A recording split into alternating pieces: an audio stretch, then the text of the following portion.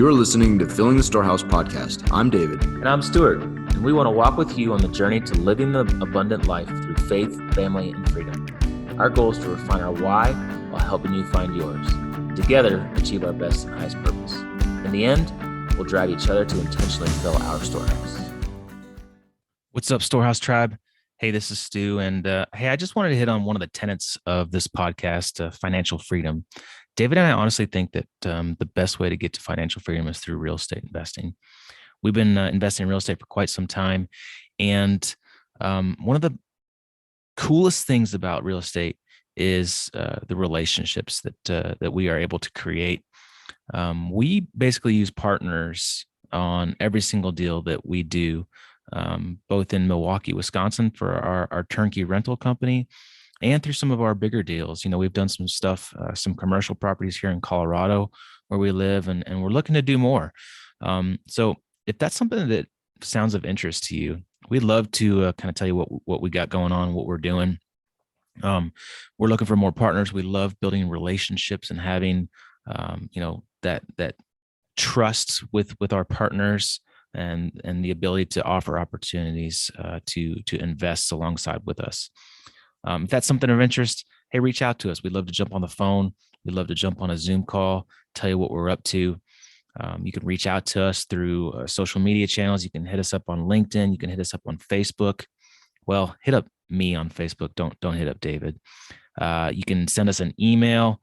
You can go to our website, Storehouse 310 Turnkey, and go to the Contact Us page. Send us an email at podcast@Storehouse 310 Turnkey. Any of those options, reach out. Let's talk real estate, and we'd love to tell you what we're up to. Enjoy this episode. Most importantly, go fill your storehouse. See you. All right, welcome everybody. This is another episode of Filling the Storehouse podcast, and we have an amazing guest today, Royce King. Welcome. It's great to have you. It's good to see you again, and looking forward to this conversation. Thanks for having me, Stu and Dave. No problem. Yeah, we're going to get into a lot here. So you're there's not, you don't have a lack of things that you're currently doing. You're writing books. You've have a couple books out. You've got a ton of content for real estate investors, which we absolutely appreciate. You've got an amazing story. You're a storyteller yourself, marketing, like all the things. So we're gonna get into some interesting conversation and really looking forward to it. Stu, before we start, I want to open it to you for any terrible dad moments. Have you had any recently? Because I know it might be, I don't want to take up too much time with that because I know it's probably a lot of them. Yeah, I fail quite often as a dad. Royce, sometimes we talk about our dad fails. And one recently I was telling David about right before you jumped on was we recently got a trampoline, and kids love to jump on it. I have a 4-year-old and a 7-year-old, and my 4-year-old was like, Daddy, let's go jump. And he's like, hey, bounce me. And so, I got into it a little bit and bounced him a little too hard. He went flying up, you did like the double bounce.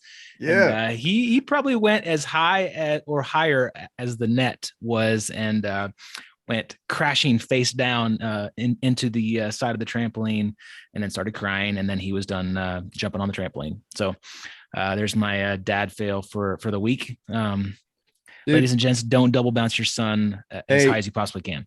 I want to say that I completely disagree with you. My goal, I thank God that they put the nets up because I intentionally have my kids stand in the middle, and we see if I can double bounce them up over the over not the out, top. not out, just not out. high enough to get out. So I think you should do it.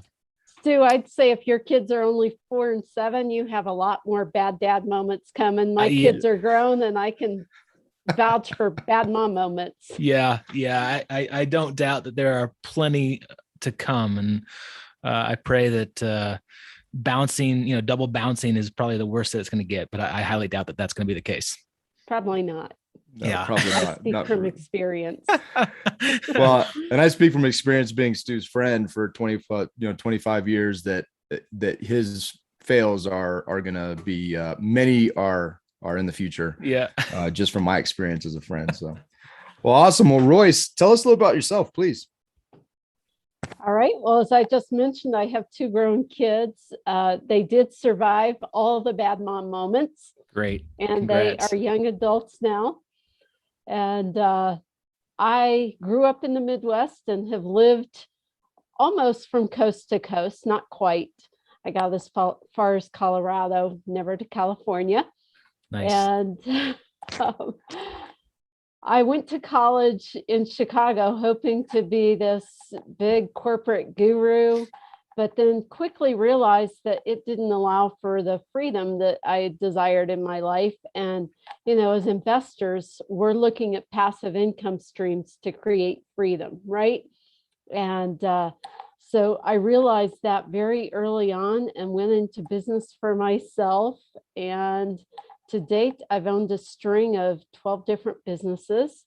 Some have failed, some have succeeded, and some have just been average, right? But they've all been learning experiences, and they've all challenged me to grow in my skill set, my character, my knowledge.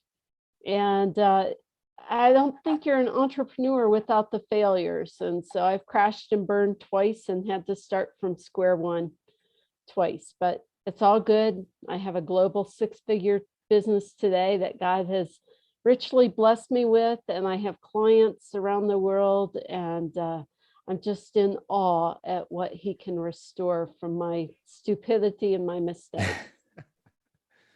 Wow, that's pretty incredible. And do you mind just kind of, is there a general theme to most of your businesses? Is it is it all real estate based? Is it the marketing side? What's the, and I agree with you 100%. I think the failures are really where we learn our lessons. It's not, we don't, in life, in business and faith, it's not the, not the times that we're thriving that I think we're gaining the most. So I appreciate you sharing that. Yeah, Dave, I am your typical ADD entrepreneur where I like a multitude of things and I'll dive into a new topic and learn it. So I have not had a linear path in my entrepreneurial journey.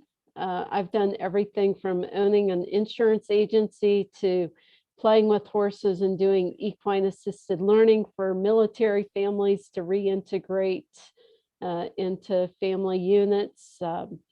Worked with at-risk children, everything in between. So it's definitely been an experience.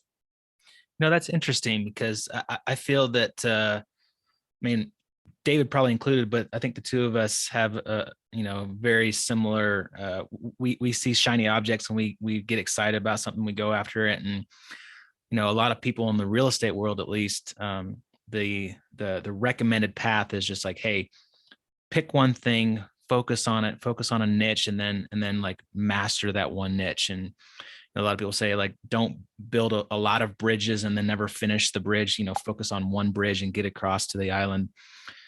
I'm curious from your perspective, do you think, kind of looking back on all of these businesses that you started, do you think you would have been better off just picking one focused niche and then going after that and sticking with it?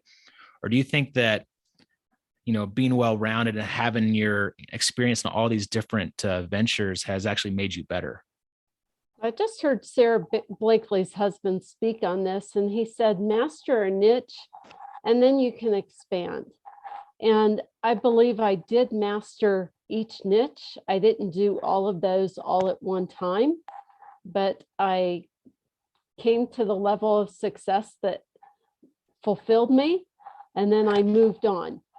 And so, yeah, I don't believe you could do 12 different businesses in 12 different industries all at once and do any of them successfully. And I've met those people at networking events where they have, a handful of cards in their pocket, and it's all with different industries, and they introduce themselves and they give you 5 cards with 5 different professions on it. I don't think that works. But mastering a niche and then moving on does work. And real estate has been an interwoven theme for me for about 20 years now. I've gone in and out of real estate and feel like I know it intimately. And it's something that I enjoy and continue to stick with as an income stream. And so Stu, back to your question, I don't think you can do a multitude of things and do them well simultaneously, but I do think that you can master and then you can create multiple income streams in multiple industries or with multiple vehicles. And when you were starting these businesses, was it, were they based on a passion at that time and you wanted to be very proficient in it and start a business? Or was it more based on you saw an opportunity and as an entrepreneur, it was an opportunity to create a line of income? Or was it a mixture? And then, and as you have continued to do that and refine it, did you find through that process a passion point that you are now focused on and really dedicated to? Yeah, some of them were passion and opportunity. As a business coach now working with quite a few startup businesses, I can say that I always encourage them to have a business plan before they launch their idea and to create an exit strategy early on. And I could have saved myself a lot of wasted time and money had I followed that advice myself, because opportunity is always there. And as an entrepreneur, we tend to be those opportunities, and passion's always there. But does that mean it's going to be a good business model? Maybe, maybe not.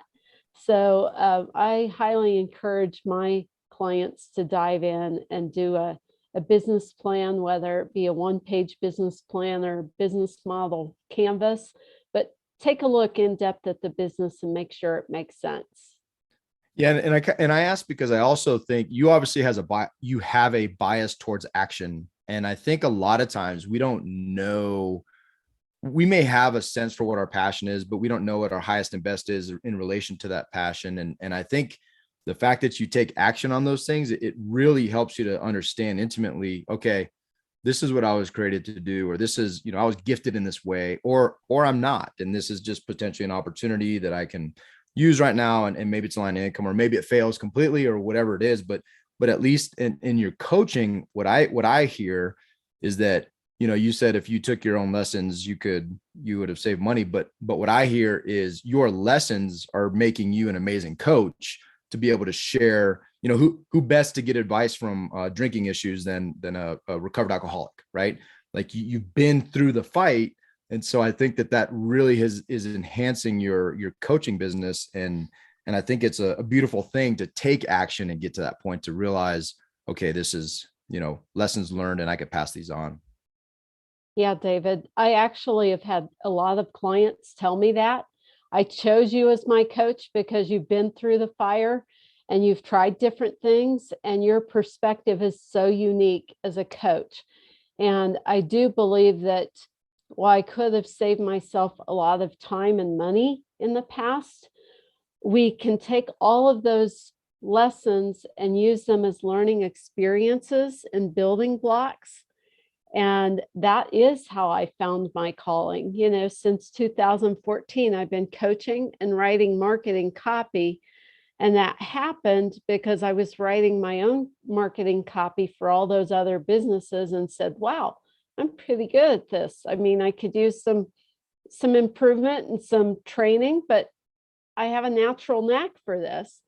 And then with coaching, I started coaching MBA students that I felt were smarter than me and more experienced in business than me.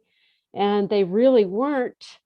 And it was interesting when they got tremendous results and came back and told me, Royce, because of your coaching, I was accepted into this program, or because of your coaching, I got this VC to give me X number of dollars. And I was, wow, I'm pretty good at coaching too. So that's how my business started back in 2014, was having the opportunity to see God validating the gifts he gave me and taking that and creating a business from it. And I can tell you, I love every day I get to work with clients. There's not a vacation for me, but there's not a sense of overwhelmed and burned out for me either. And that's the best life balance I've ever seen. That's super cool. I love just the idea that, it took a while to kind of figure out what God made for your highest and best. And it took some failures. It took some lessons. It took some startups. It took some failures. And, I'm curious kind of back to that 2014 where you said, hey, you lost everything and you had to start over, and you've since built this global business. What was there one specific thing that you look back on and you think that this is why my business failed? Was it something that you just weren't passionate about, or was it just not your highest and best use? What happened, and that really caused you to lose these businesses? Yeah, Stu, both times I've crashed and burned, it's been obvious and contributed to one thing. In 2009, I was in real estate and we had 29 properties. And, in 2008 and 9, everything went down, especially with real estate, and we couldn't sell off fast enough. So that was an economic downturn that primarily contributed to that. But had we made some decisions differently in that business, we could have mitigated those losses and maybe not crashed and burned. But the main contributing factor was the recession. And then in 2014, I got divorced, and, through the divorce negotiations, I was the one that got to start over. And so, yeah, it was it was a very apparent contributing factor. But I think as an entrepreneur that you just get back up one more time, then you fall down. And so in 2014, I lost everything to a divorce. I had just become an empty nester, and I put my heart and soul into building my business and made the right connections. And by 2016, I had a global business. So again, it's nothing that you can't recover from. Yeah. It's just a matter of getting back up one more time. I love that. So back to the 2009, when you had these 29 properties and we had an economic downturn, many think that might happen again soon. And I'm just curious, kind of looking back again from your experience, if people are in a similar situation. David and I, we have a portfolio of real estate that we own. We own rental properties. We have, around that same number. And what could people do differently this time around if it does happen to prepare for maybe an economic downturn? Is there anything that you'd have done differently? Yeah, not over financing your properties. Back then you could take a lot of cash out and spend the equity. Right. And that's not a wise thing to, making sure that the property cash flows on its own accord without playing with the numbers is important. And I think it's a wise move, but we have some different things coming into play today than we did back then. Through COVID, we had the moratorium, right, which hurt landlords, rescued tenants. And so I think that being aware of the legislation that's coming up to the table to be voted on is important. And we can't let our guard down and say, well, politics doesn't affect me, or the laws coming up to the Senate don't affect me. They do. You have to watch what they're voting on, because 1031 exchanges have been, what's the word I want? Attacked in recent years. Right. And the moratorium has happened. And so all of those plays are detrimental to an investor, and we have to know what's going on, and then just managing your money wisely, being a good steward of what you have. That's great advice. Yeah, I love that advice, because, what it really, I've been thinking about this a lot lately, but I think we oftentimes, especially in the real estate world, we get so enamored with cash flow and buying properties, and it's almost like tattoos. I think once you do one deal, you're like, you're addicted, and you're like, oh, I'm gonna get 5 more. Yeah. But I think we also lose sight of the passive nature. We say passive investment. Well, there's nothing passive about staying up to date on legislation, about understanding politics. And you don't have to be a political person. You don't even have to associate with a party and all that kind of stuff. It's not about that. It's about understanding the environment with which you're, what you're entering into. And I think that's amazing advice. And I really appreciate you sharing that. I love the practical application, and then also the intentionality behind taking action to understand, what it is you're getting into. I want to go back to, you getting back up. And I think, I don't want to minimize the significant impact. So you mentioned empty nesting, which, I personally, my kids are 5, 8, and 10. I'm really looking forward to empty nesting, but I'm just joking. I love my children and we have amazing time together, and that's going to be a sad time. That'll be a sad time. It'll be a different transition. It'll be sad. So there's that. And I think it impacts mothers and fathers differently, not more or less, but differently. So you went through that, and then a divorce, which is also significant in and of itself, but then to, the additional pressure of the financial burden of the divorce as well, losing things. And I'm curious if you don't mind sharing, just because I know, you mentioned throwing yourself in a business, and for entrepreneurs, that's a place of comfort for us. But I imagine there was probably a lot more intentionality and actions that you were taking to get out of that hole. And if you don't mind just shining some light onto that, I'd love to hear some of your coaching on how to get through tough times as well. Okay. Yeah, Dave, you're right. The empty nesting and the divorce does play with your emotions and is a traumatic time. But the empty nesting also was the number one contributor to me getting back up. I had to start over.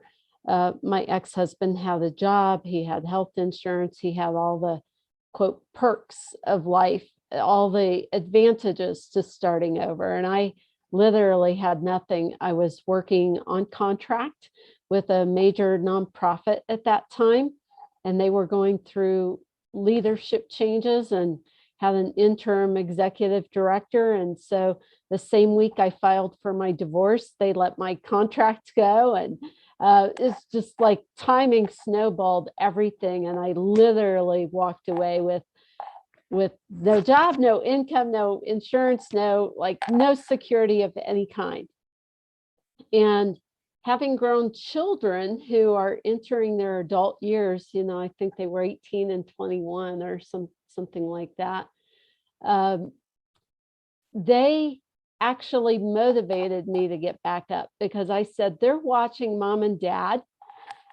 They have feelings about who was right or who was wrong in the divorce, or, how it went south or whatever. And they have their own feelings that they're not expressing to us, right? Because they can't. And their perception is skewed towards one or the other of us. I mean, that just happens with divorce, right?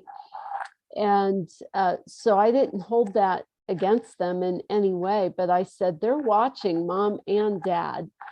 And the best thing that I can choose to do is become a mentor for them and show them how to rise above conflict and loss. Because while they may never encounter a divorce in their life, they certainly will encounter some kind of trauma or some kind of experience that they have to come back from. And so I had to show them how to come back from that. And it took work for me. Again, you mentioned the emotional drain of those two things coming into play at the same time. And I would literally sit on my balcony. I lived in Florida and the weather was nice. And I'd go out there and I'd sit for hours a day envisioning what you look like. And some people may say, well, if you had no job and no money, how do you have time to vision for hours? But that's a perfect time. You had plenty of time. Exactly. Well, I should have been out looking for work or been applying for jobs or whatever, right? But no, I had to envision what I wanted my life to look like. I had to reinvent myself. And I also had to pray for what my highest and best was. And I would spend hours a day um, doing those activities. And that was good for my emotional peace, my spiritual peace. And it's only through envisioning what you want life to look like that you can create it. There's a couple of quotes, and I can't quote them verbatim without looking them up, but it says that our life is like a book, and make sure you're holding the pen. I had to hold the pen to my life and recreate it. And so that divorce and that starting over wasn't the end of the story. It was the end of a chapter. And now the new chapter could be penned by me, but only if I chose to. I love And that. my kids were actually the motivation for me getting back up on those days when I didn't feel like getting out of bed. And then I did have to network. I reached out to friends and here's my skill set. Here's what I want to do, make introductions for me. And I remember walking my dog. When you're home and off work, you walk your dog a lot more. And I was walking my dog around 2 p.m. every day, and this other person was walking their dog at 2 p.m. Well, if you're walking your dog at 2 p.m, obviously you're not a 9 to 5er, right? You're not Right. employed. So we began chatting after several days of passing each other at the same time. What do you do for a living? Well, what do you do? And we were both business owners. And I had to claim that, even though I had no business because I crashed and burned at that point. I knew my identity was as a business owner. And she was a business owner as well. And she said, well, what do you do? And I said, well, I help businesses with marketing. And she introduced me to an old high school person that she had just come in contact with recently after 5 or 10 years of no contact.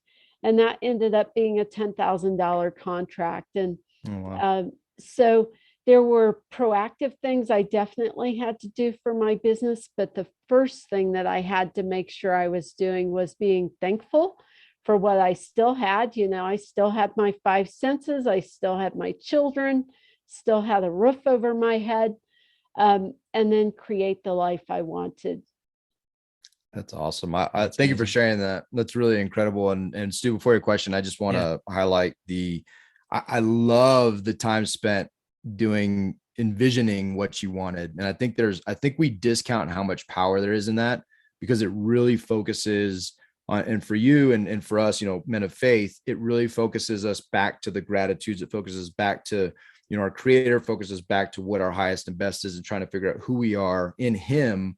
But also, it really, it gives you a vision and a path and a focus for the future.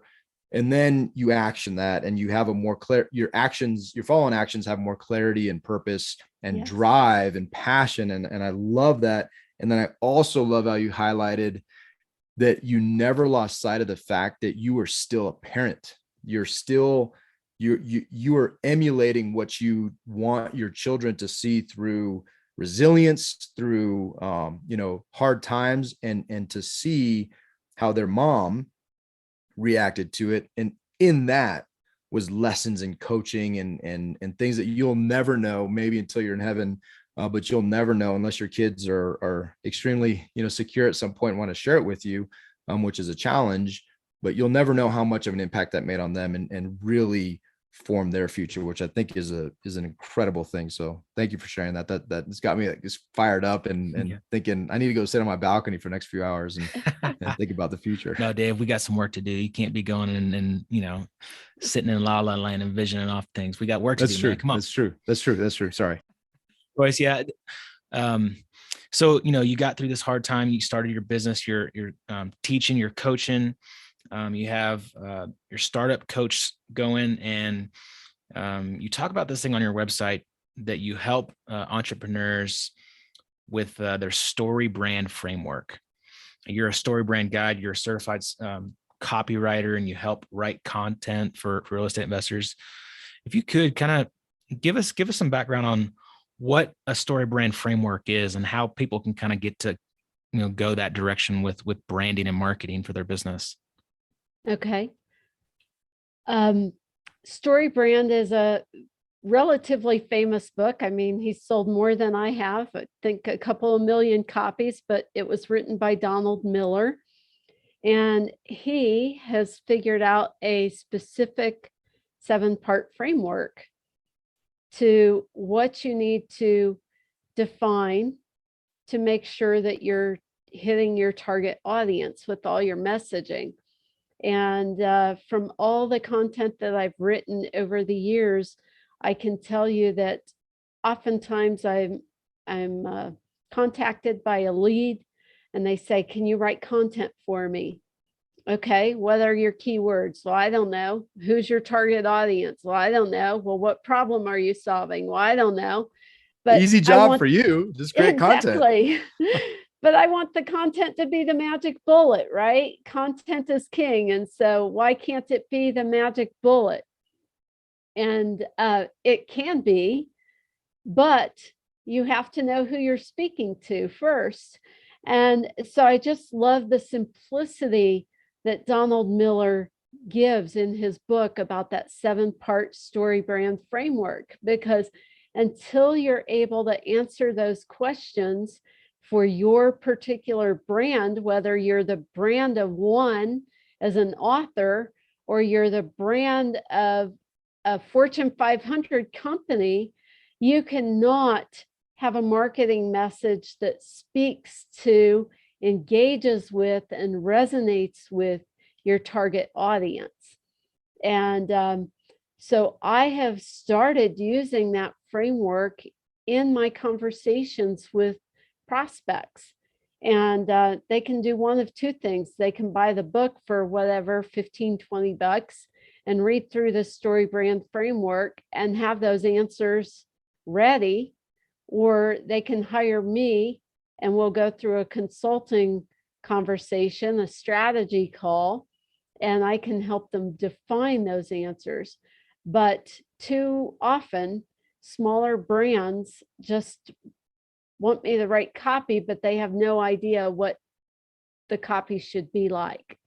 And so it's very simplistic. I mean, 7 parts, answer 7 questions and you've got it. That's really cool. Now I have to ask, is that the same Donald Miller that wrote Blue Like Jazz? I want to say yes, because I think I've heard him talk about that. And Yeah, I've read the book many moons ago, but not definitively, Dave. Sorry. I'll have to look that up. So Donald Miller, and I'm pretty sure I think it is. But that book was That's a good a book. formative book for me. I read it years ago, and I've revisited it a couple of times. Love that book. But what's really interesting, and I think there's a crazy parallel, is that, when he started writing, he was writing these Christian books, but amazing storyteller and relating the story of his life and the challenges that he had to come through, with his family, his father, and all those issues. And then to see him turn that into a business, and now the CEO of Story Brand, and how he's created that through storytelling. I think that's it seems like you're basically on that. You do the same thing, and the power, what really I think resonates there is that if you have the ability to tie branding, story, marketing into practical application for business, like that is such a powerful place to be. And we've seen it with, we had some guests on the Go Giver series, for example, to be able to do they love the parable practical application method. And just to be able to do that is so intriguing, and it's such a special gift. And I, not really a question in that, but I'm jealous of people that are able to tie those two sides of the mind together and create a story that knuckleheads like Stu and myself can understand, but then you take the depth of that and turn it into a practical application in reality, which is a beautiful skill set. You're right. And Bob Berg and Donald Miller both do a fabulous job of storytelling.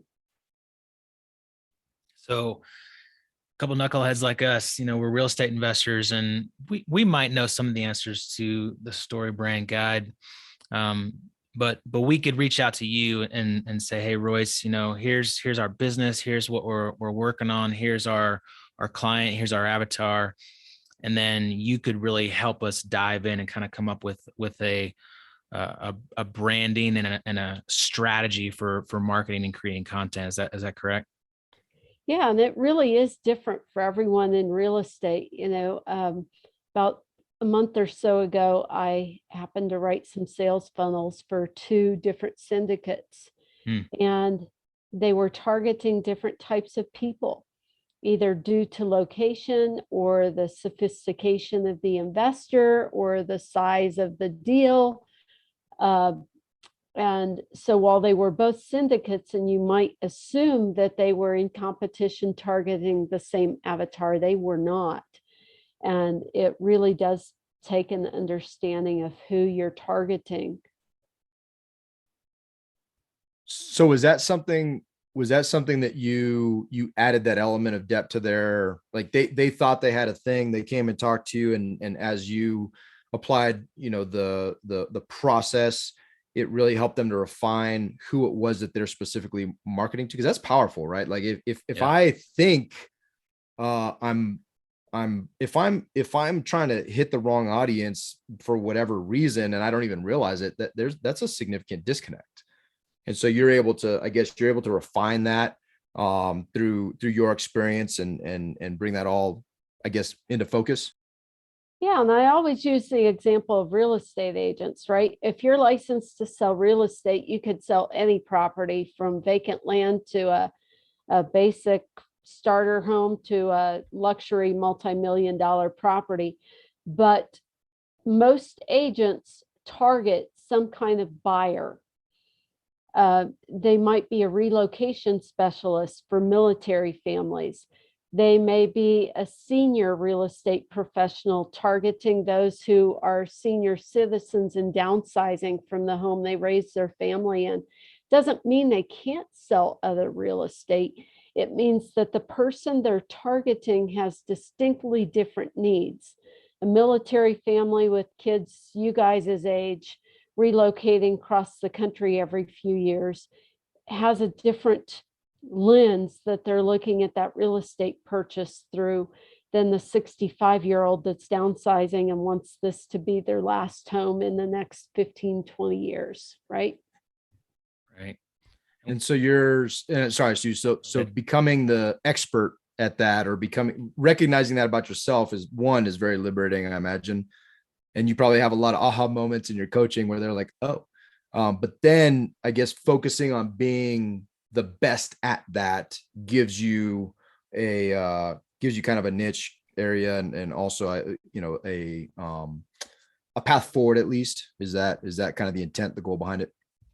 Correct. And when people approach me about marketing for their company, SEO usually comes up in the conversation, like 75% of the time it will come up. But SEO is such a broad term, just like marketing is, that I need to know what you mean by SEO. And most business owners aren't savvy enough to know what they really mean by SEO. And so at the very basic level, they're going, well, I need keywords to drive organic traffic and help me rank on search engines. Okay, great. That is part of SEO. Well, we can't have the keyword realtor. We need to know that you are a relocation specialist, and that keyword needs to be found throughout your copy. Otherwise, you'll never come up as a relocation specialist in blank city, right? And so we can write better copy if we really niche down. And there's a phrase, niches make riches, right? And so when you know your niche, that's when the money comes in easily, because you're not spread so thin that you're shotgunning and trying to get any type of client that will say hi. Stu, that's different than snitches get stitches. It's different. So And I don't want you to David, get confused. SEO, that stands for search engine optimization. Oh, thank you. Just so you know, Thank you. just for your Thank you, reference. Stu. Well, Yeah. and it seems so simple, right? It seems basic, but just that the nuance of what you just said is so powerful. And it could be that switch. It could be the spigot that turns on, the riches versus a trickle of, leads that you just happen to luckily get. And I think it's the beauty is in the simplicity. And I love that. And I'm curious too, with Stu, like if you have a business partner like Stu with a face like his, like, is there any hope that we could do marketing that has anything to do with pictures or videos or anything like that? I'm not going to comment on Stu's face, but yes, video marketing is definitely the wave of the future, and video typically will elicit higher rankings in your SEO than copy only, but copy is still what the crawlers look for to find those keywords. And so using a combination of both is definitely more powerful. And I have a friend who's often said he has a face for radio, David, but yep. He speaks on stages around the world. So it's not about what your face looks like. It's about using all the tools that Google provides to help you rank higher. Or filters too. We could use filters as well. So we have avatars and we can hide behind our real identity these days. There you go. We recently our marketing director got us signed up on TikTok, and so David just likes to do dancing videos on TikTok, and he seems to think that that's going to get us clients for real estate. I don't think so, but we'll see. Yeah, we can get me clients either based on my dance moves. Yeah. Hey, so I want to shift a little bit here. Kind of as we're getting close to the end here. You've written quite a few books, but this last book that you wrote is a little bit different than your business books. You wrote a book called Unwrapping Your Worth in Christ and Relishing Moments with God. And you told us before we started that the profits from this book, all the proceeds go to missionaries around the world. And I think that's incredibly amazing. Like David and I have a passion for that, for giving. A lot of the profits that we take from our real estate businesses go towards giving. My sister is actually a missionary, her family. And so there's definitely a passion there. If you could just kind of give us a little background about that book and what it's about, and and some of the stuff that you're doing with it. Yes, Stu, thanks for asking. We've spoken quite a few times during this interview about identity and knowing who we are and knowing our highest and best. And I can tell you that God has had that message in my heart for years, probably my whole life, because he brought me broken, usually women, some men, but women overall. He brought me broken women who had similar struggles to what I had. And through that, I was able to speak the truth of Scripture into their life. And during COVID, I was praying over those scriptures. I was studying them. I was spending a lot of time in the Bible. And I heard God say, you need to write this down because you won't live long enough to impact women one-on-one with this message. And there are so many out there that need to hear this. I want you to impact millions. And while I cannot say that I have Donald Miller's record of selling millions of copies of this book, that is what I heard. And love it. So I took all of those things that I had been saying and speaking and scriptures I had been using in one-on-one conversations over the last 20 years or so and put them in a book. And then I also added some note pages so that God could speak the truth that he was revealing through that scripture to you as you read it.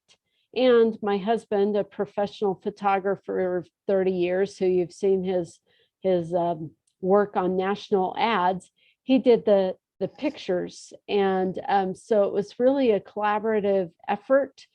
And I wanted it to be a devotional, not necessarily a tabletop coffee table book, but a devotional you could go back to again and again.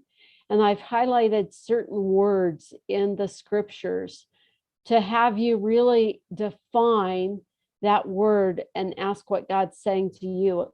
Like, for example, the scripture that we're chosen and redeemed. I've underlined the word chosen. What does that really mean that God chose you? What does it mean if you go choose a child out of foster care and adopt them? That's what he did for us. And so as you read that and as you meditate on the word chosen, what has God revealed to you about that word and your relationship specifically with him? I love that. I think, I think it takes a lot of work, effort, and courage to write a book and to, put yourself out there, but also to create something that, one, you create it in faith that it will be able to reach millions and especially those that need to hear. And I claim in faith that it will reach the hands of those that need to hear it. And I just, I love that. I think, just an encouragement to you, one, as a coach, I don't think there's many higher callings than a coach.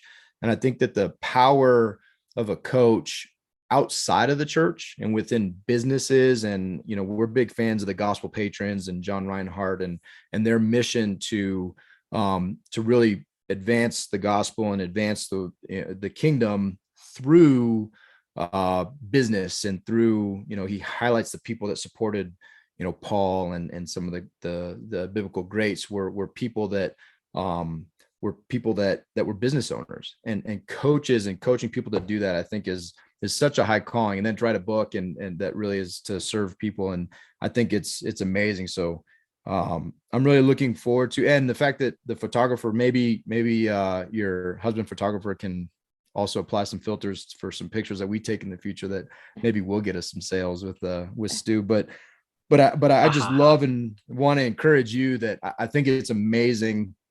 And I love the journey. I love how the failures have brought you to this place of wisdom and grace where you can really pour into others and keep crushing it, Royce. It's just an amazing, inspiring thing for me. And as a dad, to hear you, there's certain things that you said throughout there's a lot of things that I've written down that you said, but one of them that really resonated as well was when you highlighted that our kids are watching us, and in the good times and the bad times, they're watching to see how they should react in the future and how their resilience can be built through when we face hard times, which we inevitably will. And so I just really appreciate you and all the wisdom that you've dropped on us today. It's been, I feel like I've been through a coaching session. I feel like I owe you some money. Thank you. You can donate to a good cause. I've had some offices actually order several copies of the book and do a Bible study among us staff. That's great. That's awesome. Well, Royce, where is the best place for folks to go to learn more about you? If there's business owners, real estate investors that are looking for help to kind of build that story brand, build some marketing, create content, or just read your books, where should we send them? Yourstartup.coach, not .com. Yourstartup.coach is where you can go for my business website. And then Royce King Author is where you can go to order the book. It's also directly available on Amazon and Kindle. And that's where you can find me. And I love LinkedIn, so connect with me there. Okay. We will put those sites in our show notes and connect those for you. And hey, this was awesome, Royce. I really appreciate you coming on and spending your time with us. And I, like David said, we've learned a ton today. Guys and gals, hey, reach out to Royce and look into getting some coaching from her. Check out her books. And if you like this episode, share it with somebody. We greatly appreciate you telling somebody about this podcast. take a screenshot, share it on your social medias, tag Royce on LinkedIn, and go get her books. But most importantly, go fill your storehouse. Yeah, thank you so much, Royce. Really appreciate you. And thank you, friends, for listening. Make it a great day. See ya. See ya.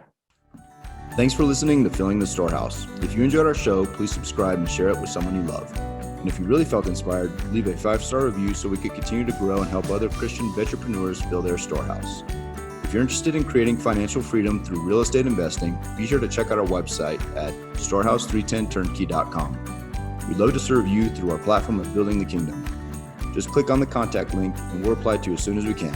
Again, thanks so much for listening. Now go fill your storehouse and make it a great day.